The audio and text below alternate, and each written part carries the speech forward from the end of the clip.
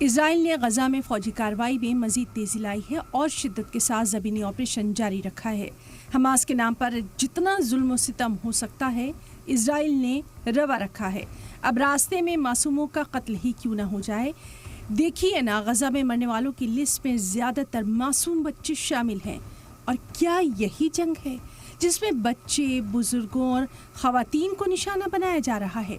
جبکہ شمالی غزہ پٹی کے جبالیہ میں ایک اور حملے میں کم از کم 19 لوگ مارے گئے۔ غزہ کی سول ڈیفنس ایجنسی کے ترجمان محمود بسل کے مطابق جس اسکول کو اسرائیلی حملے کا نشانہ بنایا گیا وہ بے گھر لوگوں کے لیے قیامت سے کم نہیں۔ اسرائیل بھلے ہی دعویٰ کرے کہ وہ حماس کو ٹارگٹ کر رہا ہے، لیکن نتیجہ تو پوری دنیا کے سامنے ہے۔ مرنے والے تو بچے ہی ہیں، بوڑھے ہی ہیں، خواتین ہی ہیں، مارے تو بے گناہ ہی جا رہے ہیں۔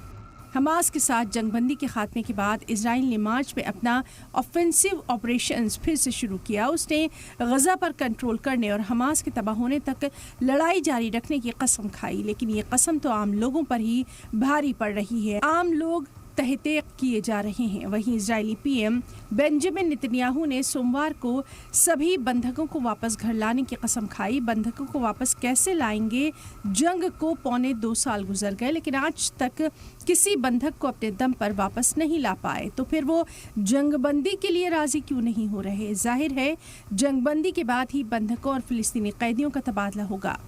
واضح ہے کہ اسرائیل پر 7 اکتوبر کے حملوں کے بعد سے حماس کی حراست میں بند قیدیوں کی رہائی یقینی بنانے کے لیے پریواروں اور انٹرنیشنل حامیوں کی طرف سے دباؤ بڑھتا جا رہا ہے۔ نتنیاہو نے یہ ریمارکس یروشلم کی آزادی اور دوبارہ اتحاد کے 58 سال مکمل ہونے پر ایک سرکاری تقریب میں دیا۔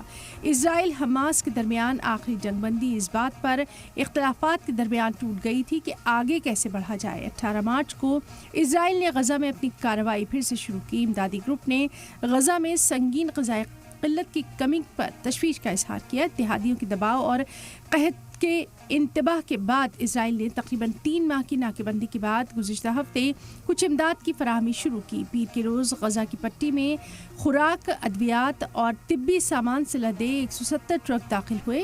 اسرائیلی فوج نے اس موقع پر کہا کہ اقوام متحدہ یعنی UN اور دیگر امدادی گروپس کے ٹرک کریم شالوم کراسنگ کے ذریعے آئے تھے۔ واضح رہے کہ اس تباہ کن جنگ میں اب تک 54,000 سے زیادہ فلسطینی ہلاک ہو چکے ہیں۔